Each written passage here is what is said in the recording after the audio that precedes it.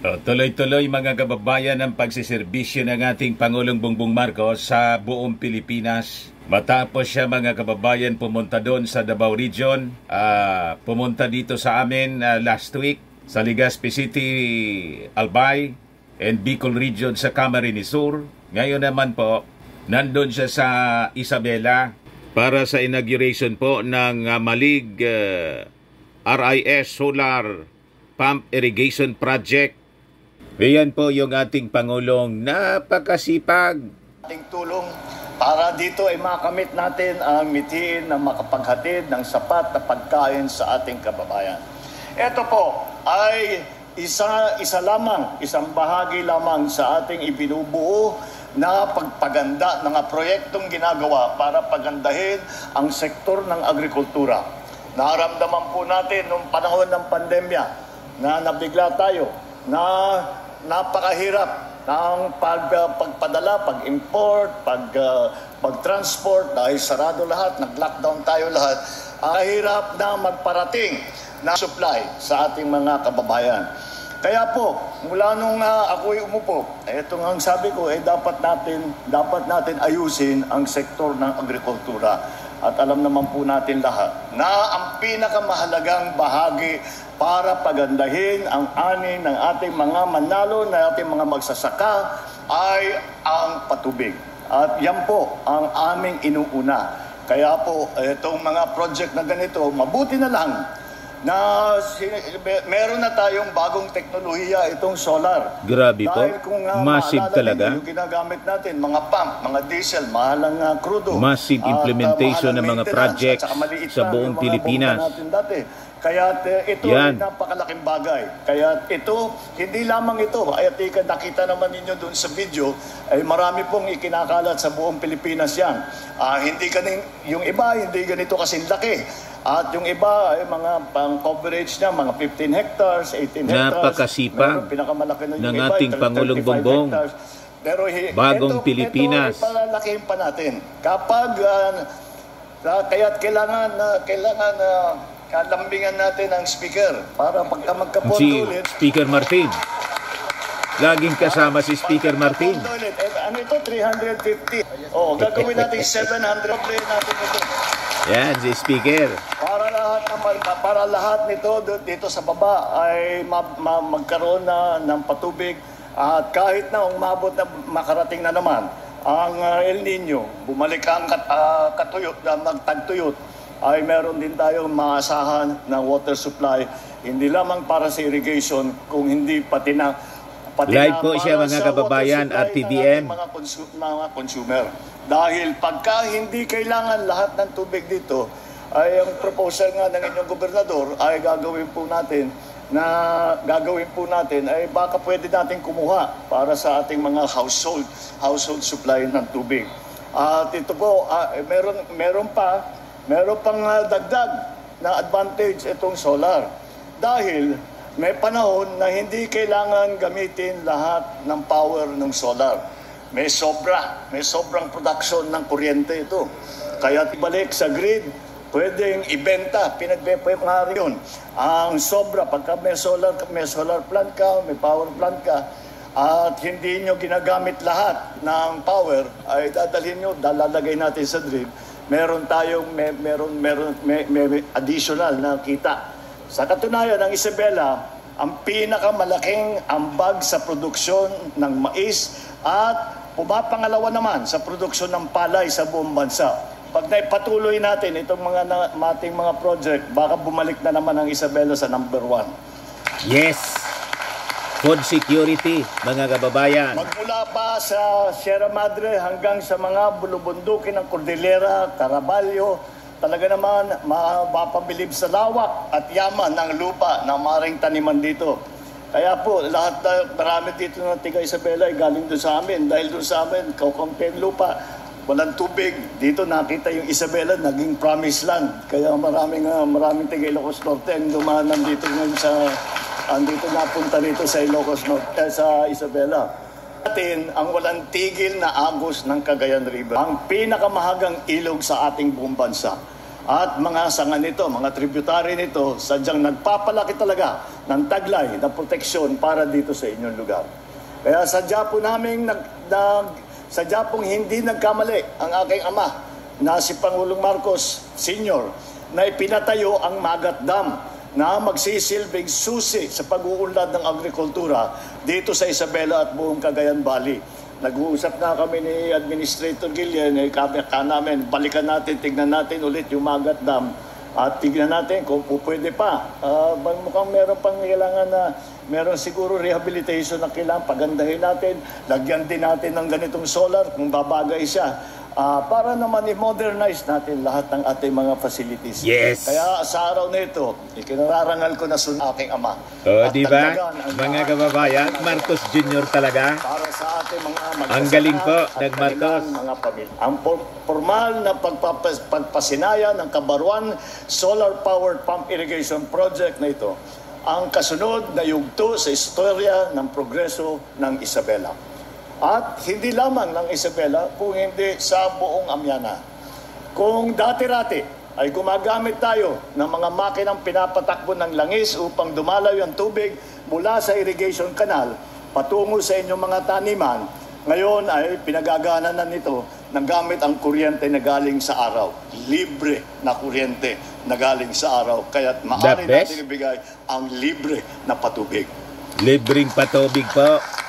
Ang proyekto walang babayaran yung mga magsasaka. Ng tigit 30,000 at 50 hektarya ng sakahan na tutulong sa halos 200 at 40 magsasaka. Ito na rin ang pinakamalaking solar-powered pump irrigation project sa buong bansa na binubuo na mahigit ng 1,000 na solar panel. Napakalaki na ang naging katipiran natin dito dahil bukod sa libre na ang pagkukuhanan ng kuryente, inilagay mismo sa taas ng irrigation canal ang ating solar panel. Kaya hindi po mababawasan ang lupang tinataniman ng ating mga magsasaka. Ito po ay hindi nag-iisa. Kanina, nauna nang isinagawa ng National Irrigation Administration ang mass acceptance ng 15 solar-powered pump irrigation project at 2 small irrigation project dito sa Region 2. Tinatayang aabot naman sa mahigit 250 hektarya ang mapapatubigan nito na mapapakinabangan ng mahigit 800 at 60 magsasaka. Kasama dito, 2 solar-powered pump irrigation project na gawa naman natin sa Region 2. Mahigit 150 solar-powered pump irrigation project naman ang kasulukuyan nating tinatapos habang higit 100 proyekto pa ang ating ipagagawa. Bumabaha po ng project sa buong Pilipinas. Pump irrigation project na ang natapos na napagana natin sa bansa mula noong 2023. At tinitiyak ko na sa inyo sa lahat, nadadagdagan pa natin ito sa mga susunod na buwan. At sa yan ang bagong Pilipinas po, mindset. Ang NIA sa napakamalikhaing paraan sa pagtutupad ninyo sa proyektong ito. Hangad ko na patuloy ninyong ipakita ang inyong galing, talino at kakayahan sa paggawa ng mga susunod na mga proyektong patubig para sa ating mga magsasaka upang maparami pa nila ang kanilang mga ani.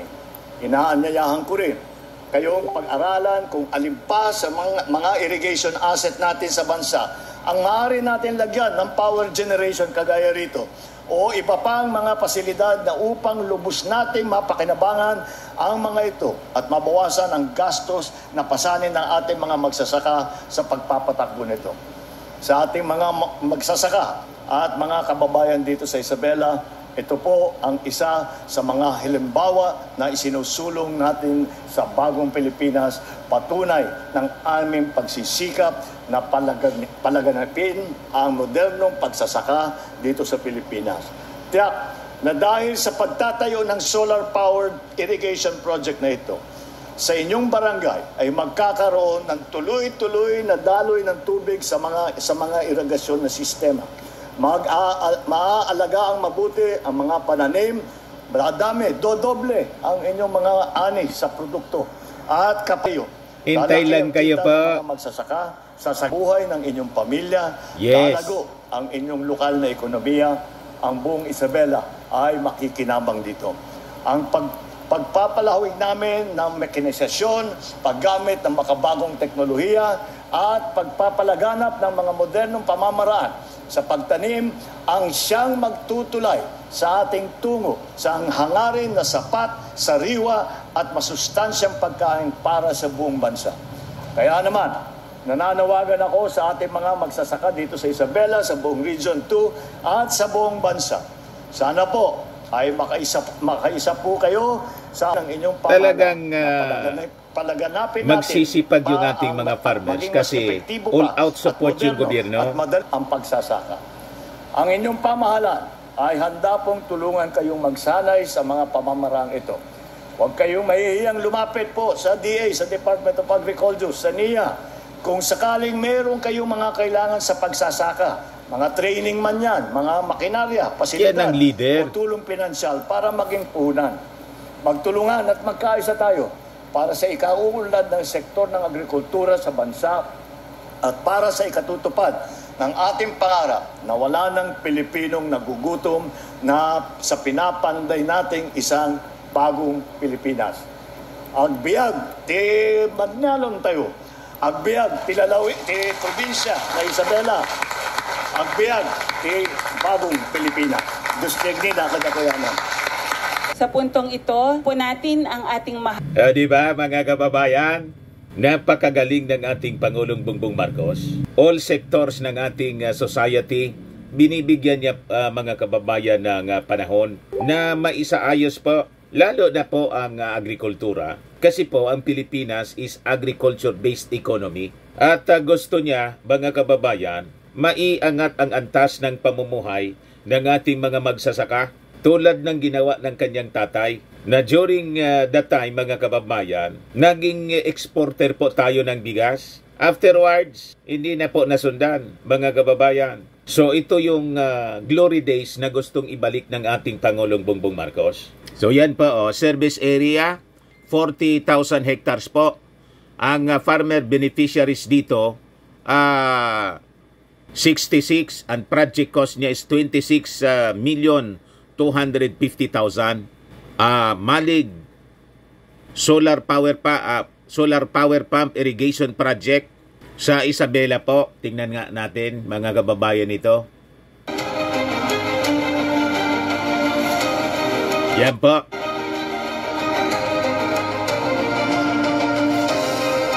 Di ba? Napakaganda.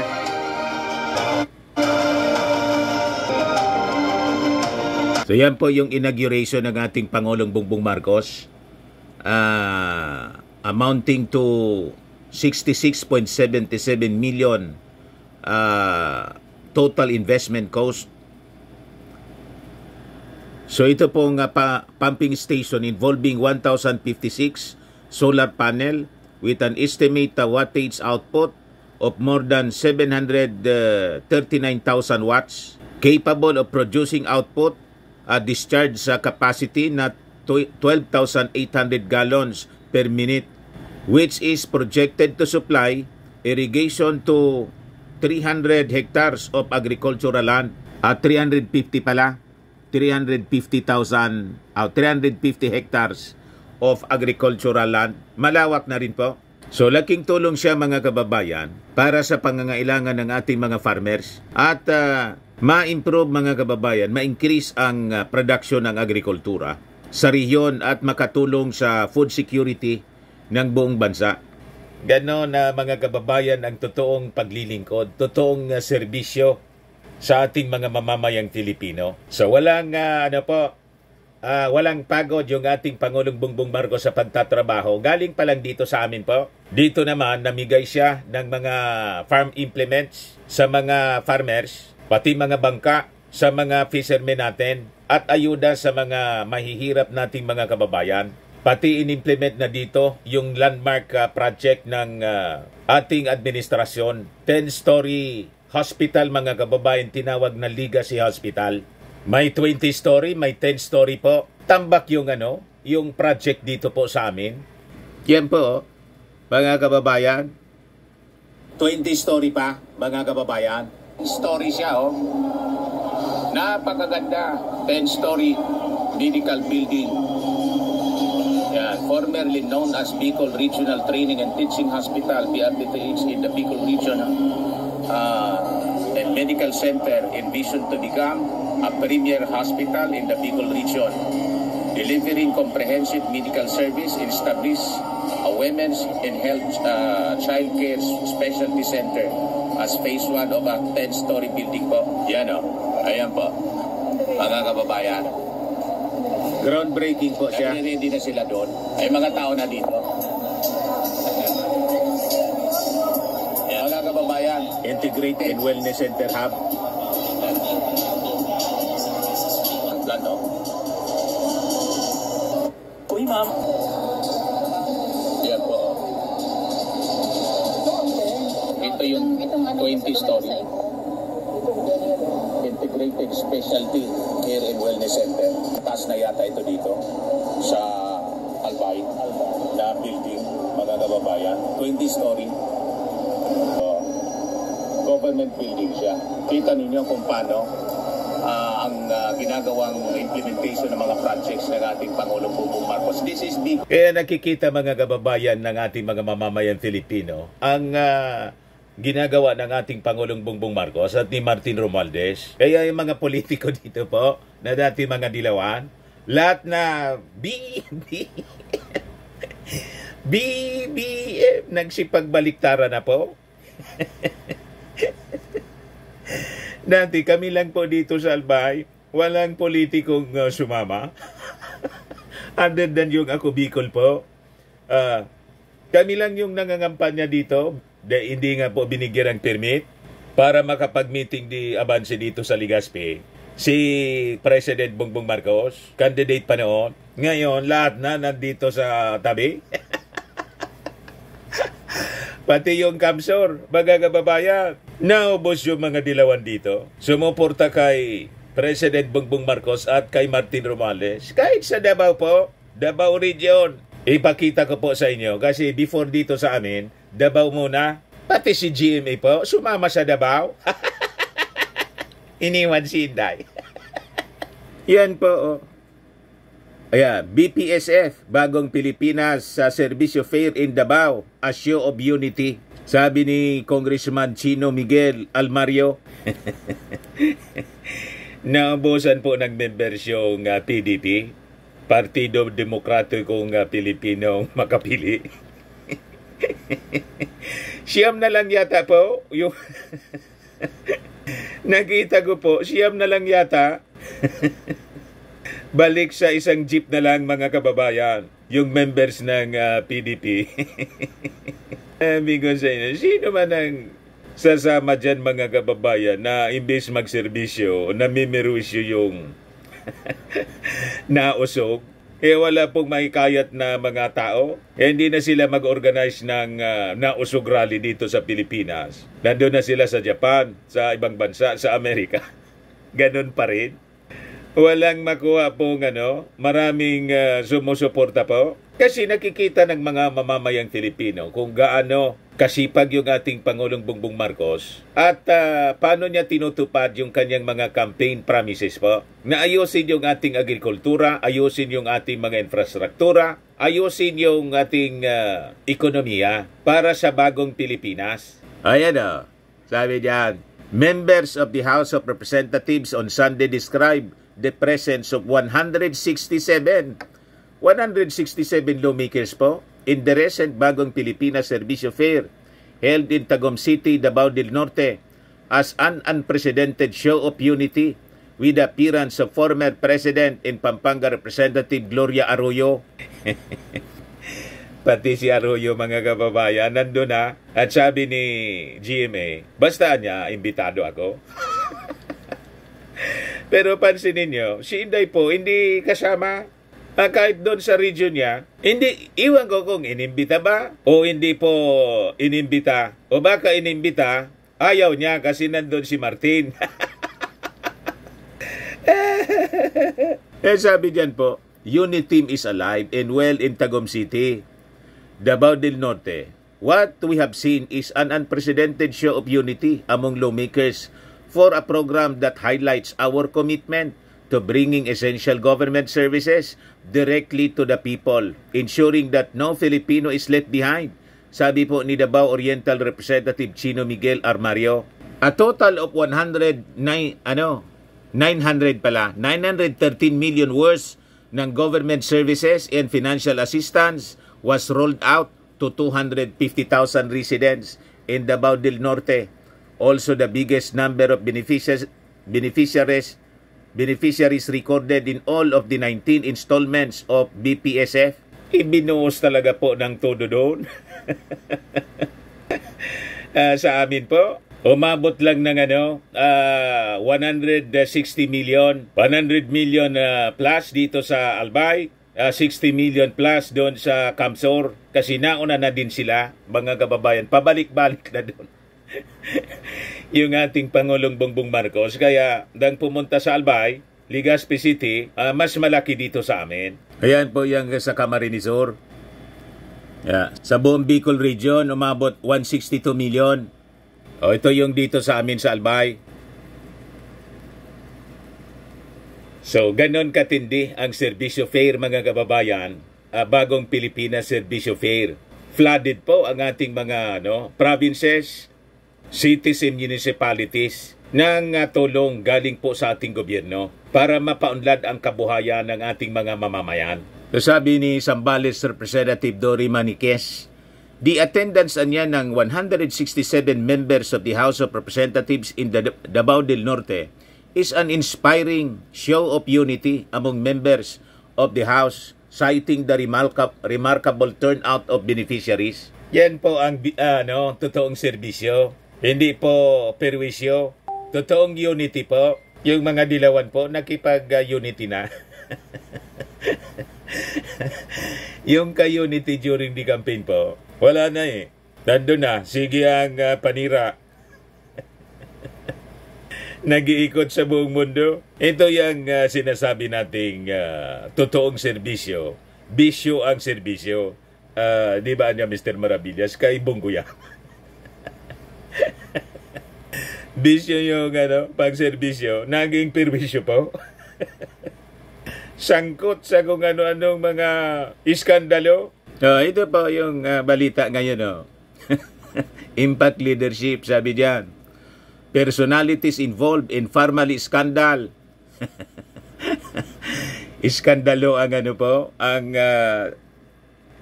naging bisyo, hindi na serbisyo. Involved in the family scandal, had links to Bongo. Yan sabi rito. Former Senate Blue Ribbon Committee Chairperson Dick Gordon says former Budget Undersecretary Christopher Lau and other personalities involved in the family scandal had links to Senator Bongo during his time as a special assistant to the President or SAP of former President Rodrigo Duterte. Sabi naman ninyo, paninira ito. Hindi ito paninira, facts ito.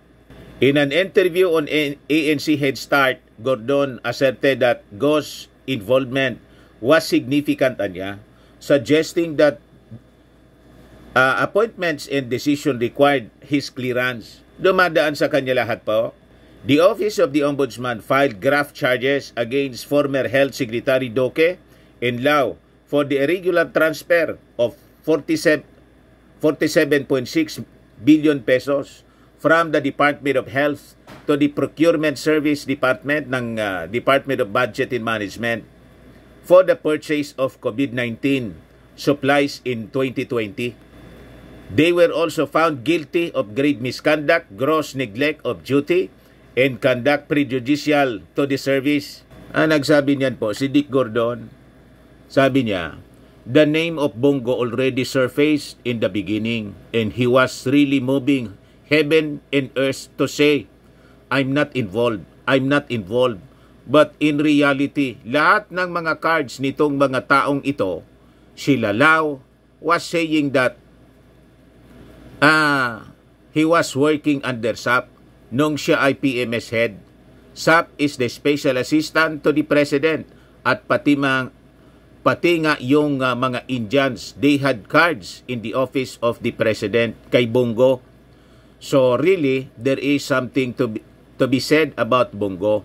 He must explain because nothing would happen. Nobody would be appointed to any position at the time without Bongo's clearance. That's a fact.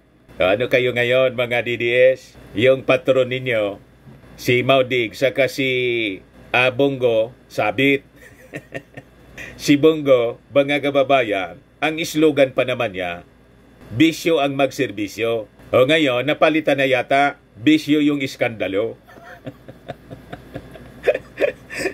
Sabit sa iskandalo ng korupsyon. Sabi ni dating senador Dick Gordon po yan. O gasikabay naman pa ako. Pilato tayo ngayon. Yan man talaga po. Hindi man yan galing sa akin. Ha? Si Dick Gordon po ang nagsabi, mga kababayan, sabit. Pero tingnan ninyo ang ating Pangulong Bongbong Marcos. Ito ang totoong pagsiservisyo. Tapos ngayon, yung mga DDS po, ang pinapakalat na hashtag, adiktador. Kasi po, ipinag-utos mga kababayan ng ating Pangulong Bongbong Marcos yung pagkanta ng Bagong Pilipinas hymn. Tapos pag-recite po ng Bagong Pilipinas pledge. So, binansagan nila ang ating Pangulong Bongbong Marcos, adiktador. Lahat kayo baseless accusation. Hindi po umobra yung inyong mga paninirang bangag, adik, yung ating Pangulo. Malayong malayo po sa katotohanan. Nakikita ninyo sa kanyang mga speeches, pati sa kanyang mga pagbibehave, mga actions. Malayong malayo, hindi mo maringgan ng masasamang salita. Kung adik po, ang mga adik po, kung mag-behave violente, disoriented, pag nagsalita, hindi mo maintindihan, bangga-bangga, yung parang fentanyl lang. Yun ang katotohanan niyan. Pero yung ating Pangulong Bongbong Marcos, pag nagsalita, very clear po. Narinig ninyo kanina yung speech niya doon sa Isabela. Napakagaling, klarado. Hindi yung pag nagsalita po, hindi mo na masundan kung anong ibig niyang sabihin, kung saan napupunta ang kwento.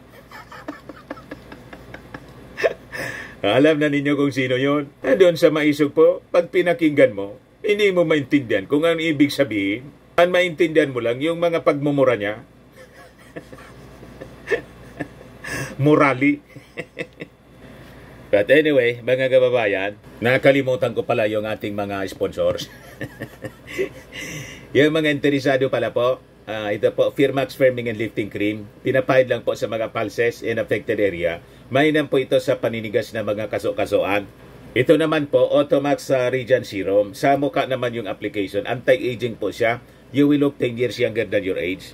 Ito naman po, Nengxia Red Mix Fruit Drink. Mainam po ito sa mga cancer patients. Hindi man po siya gamot, food supplement siya. Kaya lang, gawa siya mga kababayan sa goji berry. Yung goji berry may anti-cancer properties. Yung mga inquiries ninyo, dumiretso lang kayo sa aming messenger sa Facebook para masagot namin agad. Ito naman po ay Glow Serum. Whitening po siya. Tingnan ninyo ang epekto sa aking anak na architect entrepreneur.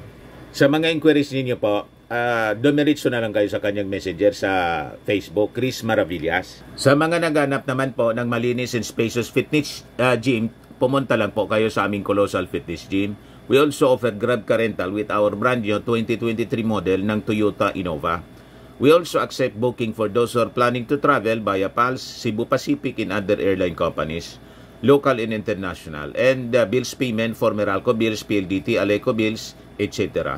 Ang Colossal Fitness Gym is located at 3rd floor Security Bank Building, Lanco Business Park, Legazpi City, Albay. For inquiries, look for Jilon Maravillas, contact number 0966-802-0949. Ito naman po yung aming Innova. Lagi na pong matao sa amin. Tingnan ninyo. Okupado namin yung 3rd floor, pati roof deck po. Kaya kami yung pinakamalaki dito sa Albay. Yan mga bagong clients namin po. Mga kababayan. Tingnan ninyo, napakalinis po niya.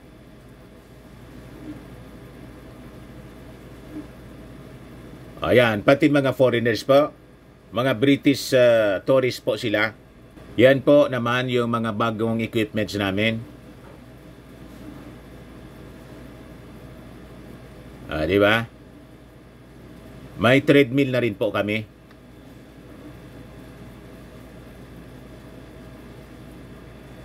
Ayos pa. Ayan man lang po mga kababayan. Maraming salamat. God bless. Bye-bye.